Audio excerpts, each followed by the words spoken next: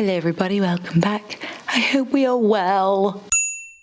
It's time for a little sit down, a little catch up. It's feelers and faves. It's November. Can you believe it? I had to write down what's been going on because I forget what goes on half the time. So first of all, I would like to retract my complaints about autumn and winter. You know, when it was rolling in and summer was coming to an end and I just did nothing but complain about it.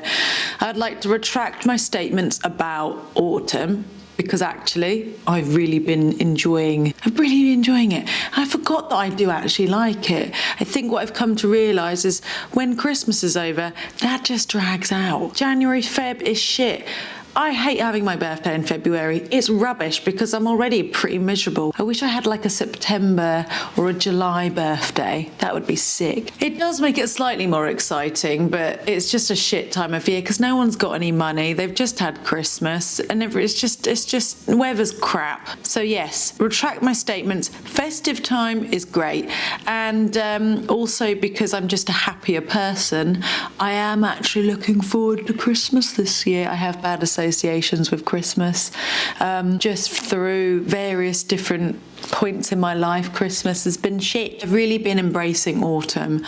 The colour palette of autumn is right up my street anyway. I love oranges and greens and pine cones. I've really gone to town with, well, not gone to town, I feel like autumn decor is actually, I just really like it. That beautiful period where the trees are turning, the colours are changing, and then you have like a bright blue sky, the orange contrasting against the blue.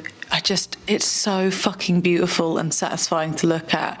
And with the sun getting lower, how it illuminates like leaves and grasses and how it just kind of makes cobwebs glisten. It's just beautiful.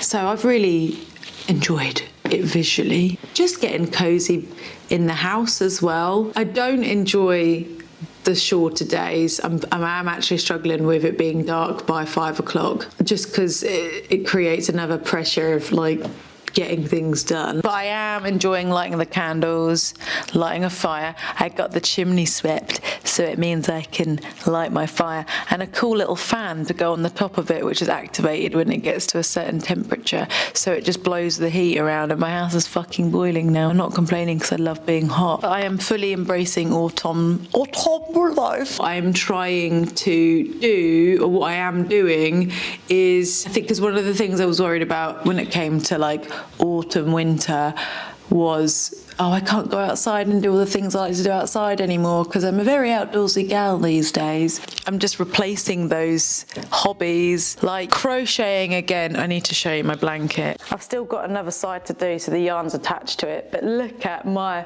blanket. So what I did was all these little squares around the outside are my learning how to granny square squares, which I was going to make into one big patchwork throw, but then I started making a continuous granny square, which is the big square you can see in the middle, this one. And then I had an idea. I thought, why don't I just sew all my granny squares to that? So I did, and it's so good. What I want to do is I'm going to make that bigger. I'm going to do some more granny squares for the outside later. Bigger ones, because I want it to be a rectangle, not a square. And it's so nice because what I do, it's because it's a blanket and it keeps me warm as well. I will do it whilst I'm watching a movie, the TV in an evening, and it's just so much fun. I think I might do a little granny square with me crochet club video, because genuinely, it would be so cool to teach how to do that. Bearing in mind, I'm not a crochet expert, neither like a guru enough to be worthy of making tutorials, but I can teach what I know in a way that I know how to do it, because I do think some of the fucking tutorials are really long and a bit boring and slow, and just I can't, my ADHD brain can't do it. I'm just like, just tell me what I've got to do now, right? I might just do my own little tutorial on how to do that, essentially. And then we can check in like a month's time and see how everybody's throws are getting, like make a little crochet community. Like autumn, I've got the sads, not coping well with these dark nights, but I'm going to try and make the most of it by doing a little craft that is wholesome and brings me joy and keeps me warm. So I'm going to leave it, and I've been teaching my friends and they've been very grateful about it. I've been doing some other little bits around the house. I made a really cool magnet board thing for my kitchen cupboards because I don't have a magnetic fridge. So I found these things on Amazon, which are basically magnetic boards, which you can also use a chalk pen on to basically make my cupboard fronts all notice boards and magnetic. And then I used my Cricut machine to make my own menu and weekly planner, and I'm so buzzed by it because it looks so I just love I'm a maximalist. I like chaos. I like having lots of things to look at, hence why my house is full of stuff. I've not got a calm brain, I've not got a calm house, but I try to have a calmer energy at times. But what I'm trying to say is I just love having stuff to look at, whether it's memorabilia, fridge magnets, photographs, or what I'm having for dinner for the rest of the week. I've done a reel on how I actually did it, so if you want the deets on that, go to my Instagram. But yeah, back to it. I just don't like going into things with a negative mindset when I've not even tried. Like, I won't say no to trying something if I've not tried it, or I don't like that. How do you know you've not tried it? Do you know what I mean? So when it comes to seasons, like, yes, I've got bad associations with particular times of year, but that's in the past, isn't it? And I think association is obviously built through lived-in experience, but but we can change our perspective on things in the kind of present day. So as much as I know I don't particularly like it when it's colder and darker, as much as when it's sunny and vibrant and full of like sunshine and blue skies and water activities or whatever it is, what can I do? What's an alternative? I had a really nice time in the Lake District. That was really autumnal. It was fucking beautiful. It looked like Canada. It was so insane. Honestly, go to the Lake District late September, October time. It was just phenomenal. It was just beautiful. And we were so lucky with the weather. We just had beautiful autumn sunlight for the whole weekend. We did Helvellyn via Striding Edge, which is really dangerous. I've also come to realise just quickly that doing dangerous things clears my mind. I feel like maybe it's similar to how Bella in Twilight does dangerous things to see Edward. I have to do dangerous things now to clear my mind of all its thoughts and cure my ADHD. I let off a firework the other day and that was thrilling. So maybe I'll just become a pyrotechnic. Another thing that I've been doing recently, and I've mentioned it before, trying life with no time limits. Other than obviously when I have an appointment. What I mean by that is it's really basic. It's really not a big deal when I say it out loud, but in my head it's a big deal because I am ADHD. I've always struggled with this because I didn't know what it was.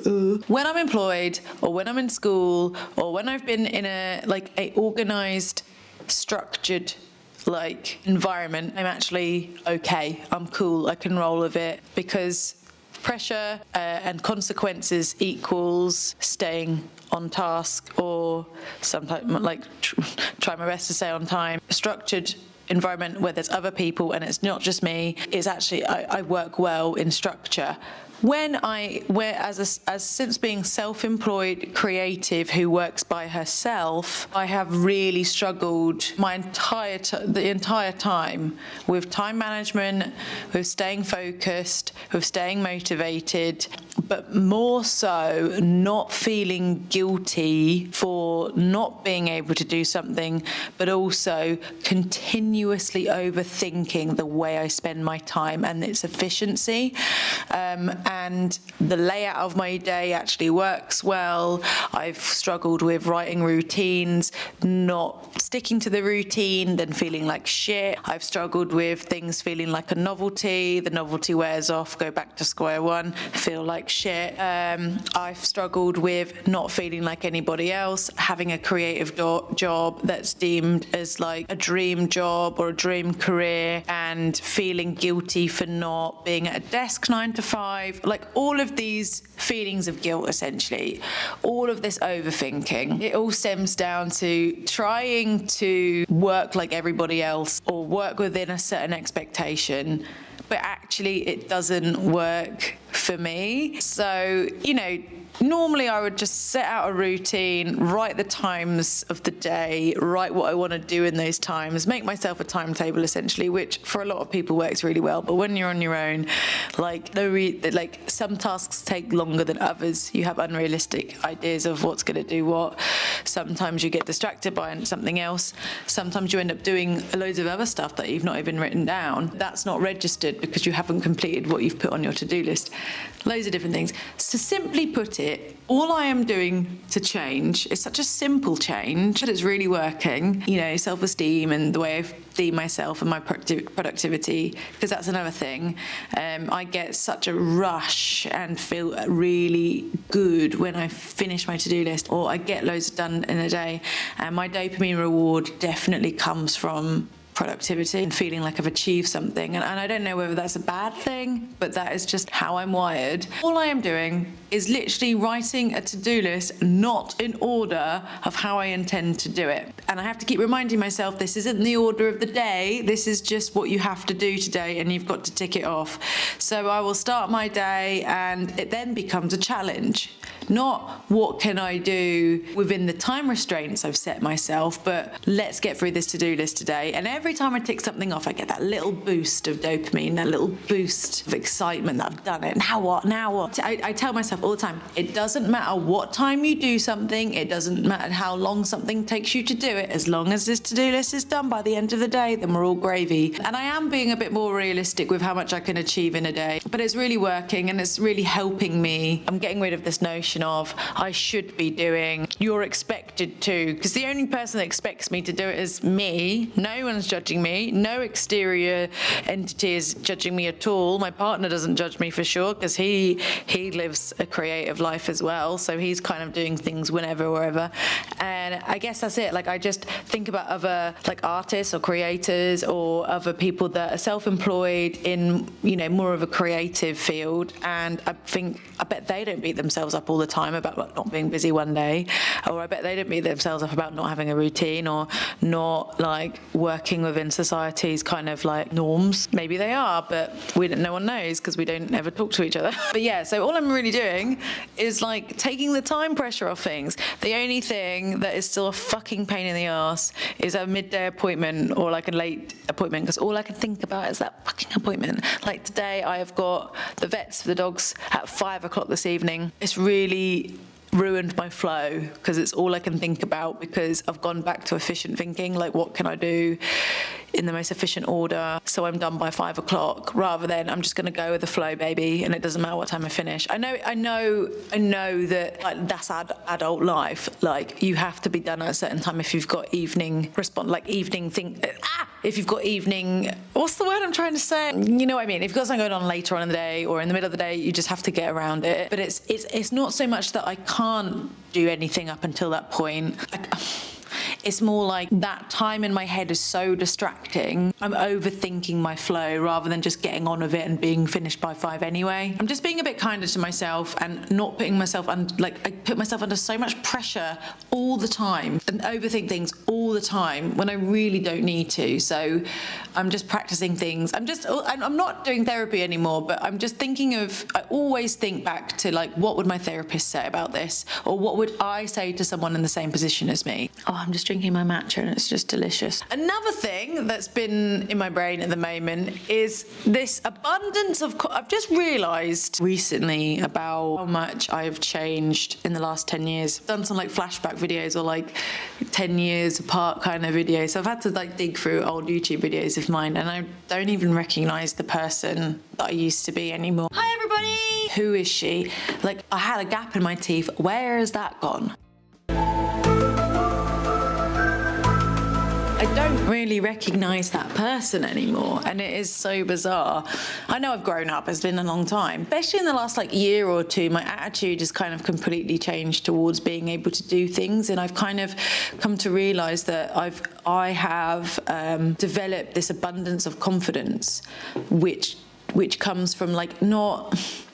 And not to be misconstrued, confidence meaning like physical appearance, but confidence in like what I'm like doing things, not so much in making decisions for myself, because I always still struggle with that, like executive function, all of that, but just in terms of like, oh, I really want to build a shelf, so I'm just going to build a shelf, or I need to redecorate my house, so I'm just going to do that, or I'm going to climb across this really dangerous mountain ridge. Cool, I'm just gonna do it. Oh, this isn't gloating or anything, but it's just come from a place of thinking, why the fuck not? I think back to like a few years ago when it was like, oh, I want to do this certain thing to my house, and then the feeling of, oh, I can't do that because I don't have the skill set, or I'm not good enough, I've never done it before. Whereas now it's like, no, I've never done it before, but I might actually be really good at it, and I'm only going to know that if I try to do that. You know, bricklayers weren't born bricklayers, they had to learn how to lay a brick. Everybody has had to learn how to do their skills. So when it comes to trying out new things, I don't know whether I'm going to be good at it or not, but I'm going to sure as hell try. That attitude has just made me feel so happy inside, that I'm so happy to try things and willing to try new things, and I just want to share that with people. I think we all need to have a little bit more self-belief, and I speak to people all the time and they just don't think that they can do certain things, and you absolutely fucking can. Like, you just have to make that first step. So I've been thinking a lot about that, like just how I've changed in like self-confidence so much over the last few years. I think that has been the biggest thing, is actually my belief in myself. There's still areas that could be improved, but generally just doing things. Wow, yeah. I'm so happy with that like mindset that I am going to be making a print design for my shop. Speaking of which, I have been doing so much drawing and crafting, as you have seen from my crochet, but I've been drawing so much more, and I've really like found this new love for it. And I think obviously because I'm spending more time indoors, I'm really falling back in, like I'm really enjoying it again, and it's making me feel more inspired, especially with the shop, which I must, like, admittedly, having an online shop which you run completely by yourself has its ebbs and flows in terms of like how much I put into it, and it completely relies on feeling inspired and having ideas. I'm going to admit this whole year has been a real struggle for coming up with new ideas for the shop, but I'm feeling so inspired since probably coming back from Utah, and then just having a little bit of self-reflection of like, where do I want to go with my shop moving forward? What do I want it to represent now? What do I want it to be about? Because I've always wanted to basically have a shop that I enjoy, like stuff that I would wear that reflects kind of my lifestyle, and people with similar mindsets and like lifestyle choices, and also just similar fucking people who want some funny things to wear. So yeah, the drawing has really helped me feel more confident and excited about the online shop. Some Christmas things coming out, and I'm so excited for you to see them because they're now in production, and hopefully they'll be done soon so I can take pictures of them. But I've got 2 points on it, right? So the fire, I've said I've loved lighting the fire, but I've got my flanger theory. What the fuck does that mean? My flanger theory. So now let's move on to some favourites of the month. It's getting dark. First of all, I want to talk about my Stanley Cup. I can't remember if I mentioned this in a previous favourites, but this is the Ice Flow, and it's a favourite because, oh my god, we met! It's got a handle on the top, it's still cup holder friendly, and I prefer this so much more to the one with the handle on it, which is the Quencher. Now, it doesn't have to be a Stanley Cup, but this type of cup is just great. It doesn't leak, which is lovely, so I can take it on hikes with me. I love the colour of it. I've actually put a sticker on it that says Slow Hikers Club, which is totally me, because when I go on hikes, I love to take my time. Why is one at the back? I basically went to this in North Norfolk, and I picked up some of their little meringue bites that they do, and I was like, shit, these are so Moorish. I love this. I'm going to go on their website and see if I can get some more. And I said, Jack, look at this. Basically 2 days later, a big box of it was at my doorstep because Jack had bought me this box. He's an amazing boyfriend because he listens to me, and when I say I like things, He'll like, you said you needed that or you wanted that, so I got it for you. So basically, it's from a brand called Flower and White. He bought me this big box of cheats. So basically, because I'm shredding at the moment, I have a goal, and so yes, I'm dieting. These are only 96 calories per bar, but they're really, really delicious. They look like this. It's salted caramel. I think it's my favourite flavour. It's so fucking delicious, you wouldn't believe. The meringue I don't really like meringue normally, but it's so nice. Crunchy and gooey at the same time. Loads of stuff on the website, but you'll see them in like nice garden shops and delis and stuff. That's where they sell them mostly. We've been watching Manifest, like really shit, but great. You know when like a TV show is so shit and cheesy, but we love it. Basically, it's proper American cheesy, sorry, American friends. There's a family and they've been on holiday to Jamaica and the flight has been oversold.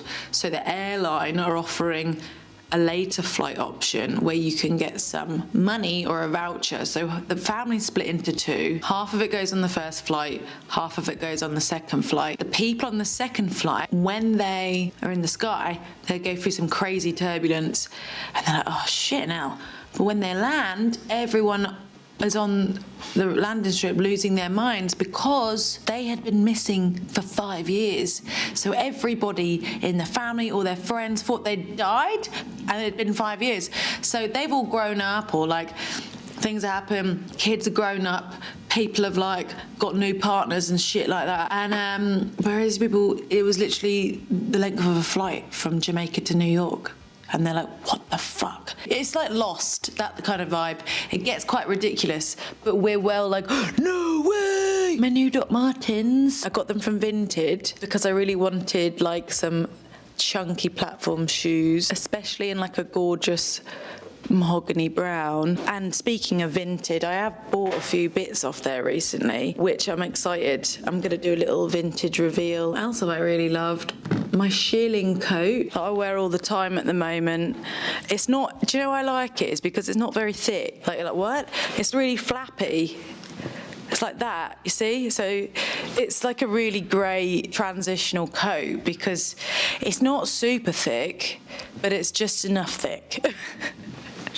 I wear it, I just throw it on almost like a dressing gown every morning, especially if I'm going to boot camp or the gym and it's early and there's still a bit of chill in the air. Like even when I'm having like a really chill, lazy outfit, with maybe I'm just wearing leggings and a jumper and some trainers, like I just chuck this on and it immediately just kind of makes it look a lot cooler. I wear it really casual, I can wear it on a, you know, when I'm not being so casual, I want to look a bit more put together. Speaking of coats, I picked up the doggies some new shearling denim jackets. I got them some from this amazing Australian pet store, but they just didn't fit them right because my girls are so small. My mum already adjusted these harnesses for the dogs to fit them better, but they just weren't the right. Wasn't going to work. We couldn't make it any different. So sadly, I had to get rid of those. So I took all the patches off that were on them, and I got these ones, and these are from Pets at Home. And they're so cute, these little shearling coats. But I've put all of their patches on, which I've collected from like Etsy or like the original pet store that I bought them from. But I think they do have an Etsy page now, so you can get them on Etsy now. But I got these beautiful coats for the dogs.